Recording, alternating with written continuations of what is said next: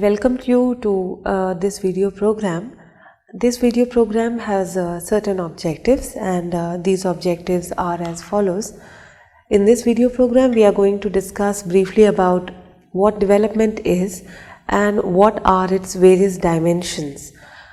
We will also focus on the need of the holistic development, and lastly we will examine the role of a teacher in facilitating the development. See, as you all know, development is a process which involves a series of progressive changes and that occur in an orderly and predictable pattern as a result of maturation and experience. So when I say that it is an orderly series, which means the development follows certain pattern, right? But this pattern comes out as the result of maturation. So therefore, any change which happens as a result of development is relatively permanent in nature. It is not temporary. So you might observe, when you fall ill, then you feel little lethargic or fatigued during that time. That is also a change, but that change is temporary. It is not permanent. So therefore, it will not come into the category of development. So hence, when you call development, it involves changes which are progressive in nature. That means they will start from the birth of the child to the death. So it is a continuous process. So what does that mean then? That means as a teacher, we have to look development as a progressive process. Now when we talk about development, we know that development has got many dimensions like physical development, cognitive development, emotional, social and moral development. So when you talk about physical development, it involves the changes in the body of the individual physically, which means changes in the height and the weight of the individual. So you would find that a small child has lesser weight, less height, and as we grow progressive towards the age, we develop and we increase in terms of weight and height, and these are the parameters of the physical development. If you talk about cognitive development, it is more related to changes in the thinking, right?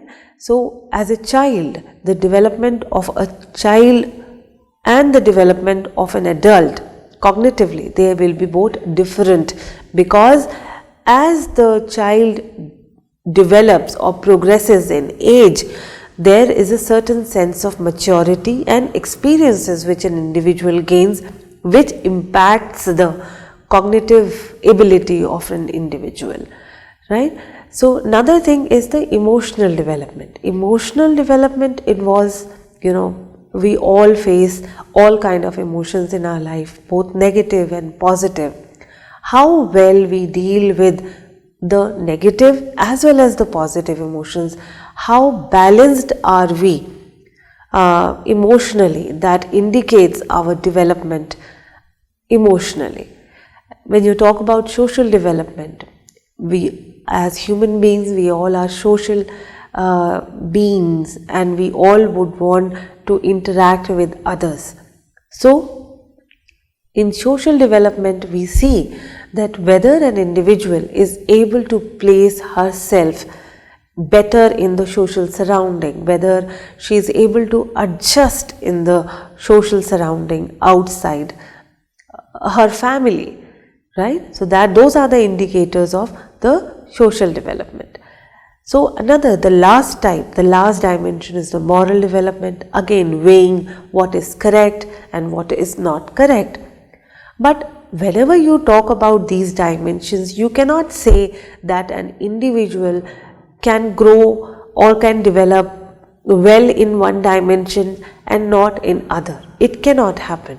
So therefore, the development is more of a holistic process. So as a teacher, what you have to look, your aim has to be the holistic development of an individual. That means you have to look into the entirety. That is, the development is taking place. It is the all-round development. The development is just not in one area. So as a teacher, you have to ensure that this development is going all in all the dimensions. Okay. So, but let us now go one by one into each of the dimension and understand what is your role there as a teacher. So when you talk about first dimension, that is the physical development dimension. So as a teacher, you have to look into that your learners, they develop physically well. Now what can you do for that? You can ensure the proper physical development of your students by having a regular healthcare programs in your school, and those healthcare programs of course have to be age appropriate. Let me give you one example. When you develop a health program, or when any school develops a health program for a child, for a primary school child, they have to ensure about their oral health, meaning whether the children are keeping good care of their teeth or not. They have to inculcate those values so that they become physically healthy. So which means that as a teacher, you have to ensure that there are regular, apart from having regular health care education program, you have to ensure that there is a differential treatment which is also given to the student, which is appropriate to their developmental stage. So which implies that any kind of a healthcare program which you develop has to be age appropriate. It cannot fit, one healthcare program cannot fit the children of all the groups, right? And apart from that, of course, you have to highlight the need of having the adequate nutrition. As a teacher, you may not be having lot of control over nutrition, that what kind of food the child is having at home, but yes, of course, as a teacher you can ensure that they have this understanding that what is a nutritious food, what comprises nutritious food, which food item they should avoid and which they should take for ensuring a good physical development. The next dimension, which is very, very important for you as a teacher, that is the cognitive development of the child. So if you talk, as I already discussed in the starting, that cognitive development is nothing but it is about changes in the patterns of thinking, how an individual processes the information which comes from outside, and then how the individual then processes it and makes it as a part of her own schema. But when you talk about cognitive development is influenced by a couple of factors. So as a teacher, you should ensure and you should know about what are the impacts of these factors on the cognitive development of the child. Let me just first focus on the first factor, that is the biological maturation. Biological maturation, as you would all know, this is all fixed, already fixed, because we all derive genes from our parents. So our genetic makeup is already fixed. But then again, as a teacher, you can ensure that the child take proper nutrition so that this biological makeup which is already given can remain healthier forever. Because if the body is healthy, of course, then only the mind can think very, very independently. If you are ill, your entire focus is on the illness. Our mental processes, our mental faculty does not work to their optimum, right? Another second influence is the activity. Activity meaning if a child is given or exposed to number of activity, they get a chance to manipulate with the objects, they get a chance to experience different kinds of objects, and that in turn gives a lot of confidence in children. You might have observed that small children, they find it difficult to balance themselves, but as they grow or as they mature more muscularly, then their balance capacity that improves. So when the balance capacity improves, then their ability to manipulate the object also improves. So therefore activity is always dependent on the maturation, the biological maturation. But if a child is given a lot of exposure in terms of providing a number of activities, then the cognitive development, it will provide a fertile field for the cognitive development. So therefore it is a very, very important aspect. As a teacher, you have to engage your learners in some meaningful activity. You have to challenge their thinking capacities so that they can think beyond, out of the box, and they can, apply the knowledge. The third important aspect which impacts our cognitive development are the social experiences which an individual receives. As I already discussed, that as an individual, as a human being, we are all social in nature. So therefore the nature of social experiences which an individual receives, that defines his thinking process. Okay, so as a teacher, I have to ensure, or you have to ensure, that you provide positive social experiences to the children so that they also develop cognitively well. Then there is another cognitive process called equilibration. See, whenever an individual receives any kind of information from outside, what happens, that information creates a disequilibrium in the mind, because that may be a new information for the child. So what happens, the current understanding of the child, there is a disequilibration between the two, the new and the old one.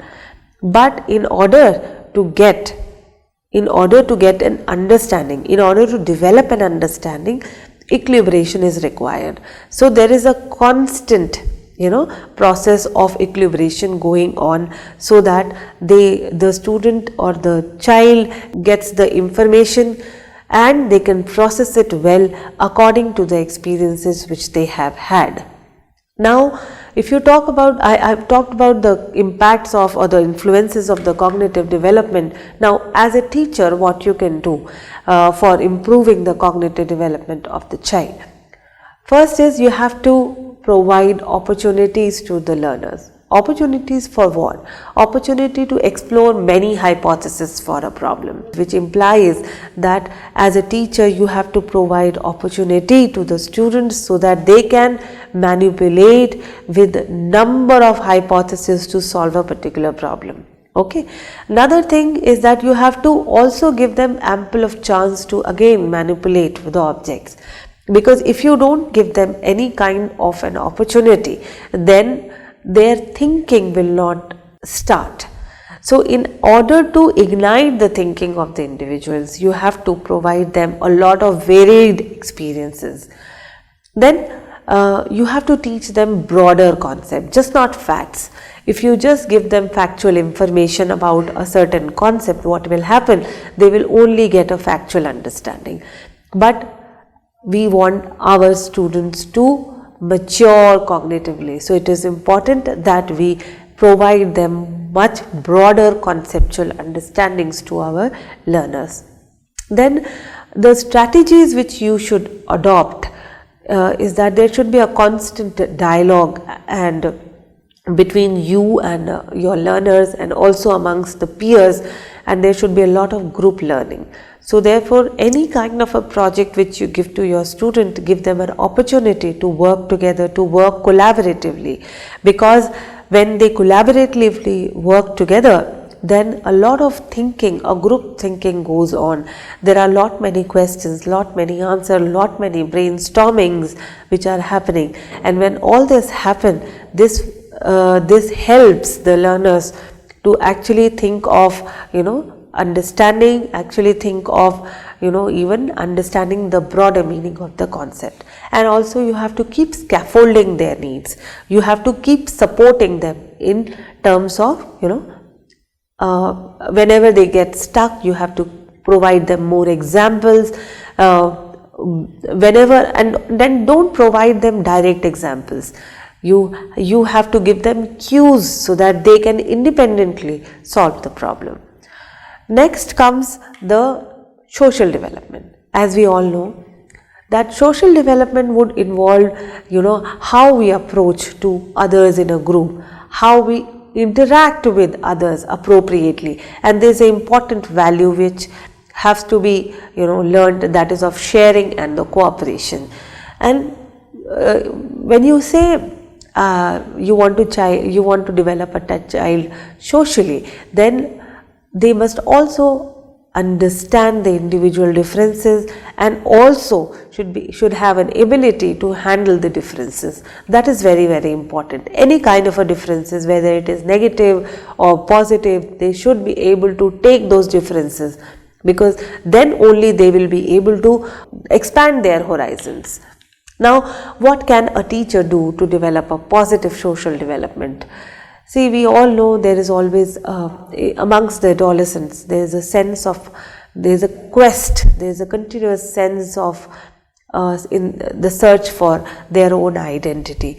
So, you have to provide them, place, and you have to appreciate their individuality so that they can form their identity. Second thing is, you have to develop the competence as well as the social competence. These are two different things. When I say competence to solve the problems, right?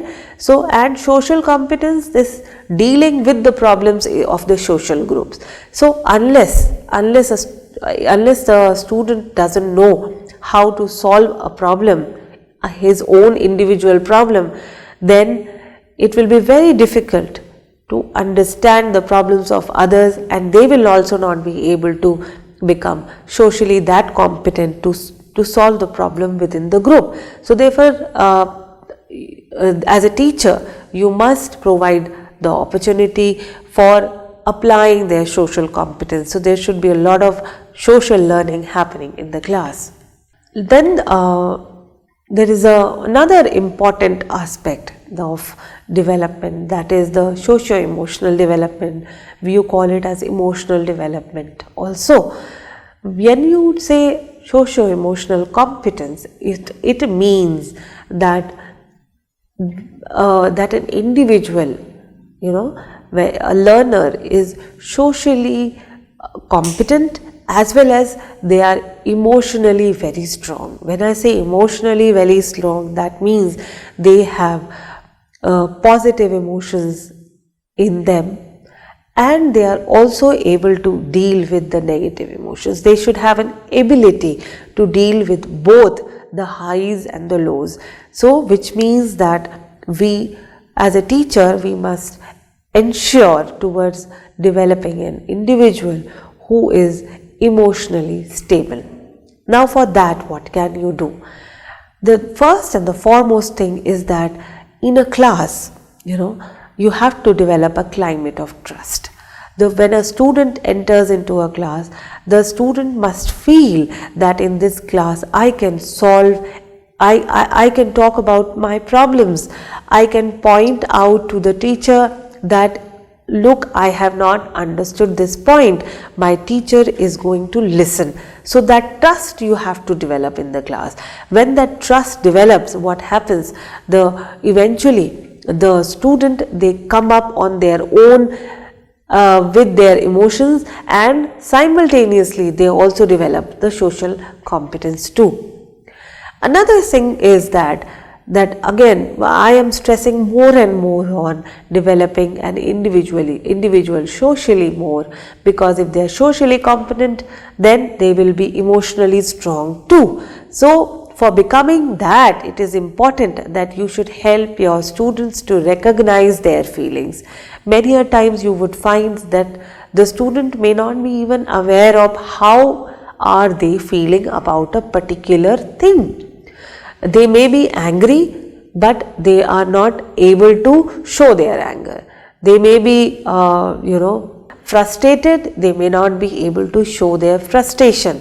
And what happens because of that, if they are not able to show their true self, sometimes they become so introvert that they stop participating in the class. So therefore, you have to, as a teacher, you have to help them in recognizing their feelings and also recognizing their emotion. You have to tell them it is all right to feel bad about the thing which is not as per your choice, and it is all right to show your anger, but of course it has to be done in the realistic limits. Then as a teacher, you must ensure that you give them a lot of strategies to cope up with their emotions, because emotions are very different. If you talk about from a child, a small child, a pre-primary child to a secondary child. A pre-primary child may show a tantrum, he may not concentrate into the class, and he may feel that it is okay to make noise in the class, and sometimes they are too overjoyous. So you have to tell them that within the class what are the rules of the class and how to show the emotions, where to show the emotions, what are the limits of showing the emotions. Similarly, you can also apply it to the students of the secondary classes. Another important aspect is that our classes are multicultural classrooms, pluralistic classrooms. So we find students coming from different backgrounds, they have different ethnicity at times, and they have got different cultural backgrounds. But we must make sure that the students coming from different cultural background, they are welcomed, and the other students who are there, they should also be able to welcome them. So in order to welcome them, what is important, that as a teacher you can always tell them about the different cultures and the different cultural differences which exist in different cultures. So that way, when a student gets to know about different culture, they start accepting it, they start valuing it, and they feel that it is all right to have cultural differences, and we have to accept all with all those cultural differences. This is another thing. Another very important point is that we have to see that we differ in our perspectives. Why? Because we come with different social background, we come with different experiences. So therefore, it is but natural to have differences in our perspectives. So we have to make our student understand that in order to be socially more compliable in the classroom, it is always good to listen to others, to listen to other perspectives, and by listening to others' perspective, it does not mean that your perspective will not be taken into consideration. So the idea about having a differences in the perspective, that idea is very important, that you have to give it to your learners, and that you have to make sure that they understand and they see perspective or differences not as a difference, but as as an opportunity to discuss, that they must look into. So this is how you can ensure the socio-emotional competence. And the last thing, when you talk about moral development of the students, there are many psychologists like Kohlberg, Gilligan, they have talked about the moral development and how to ensure.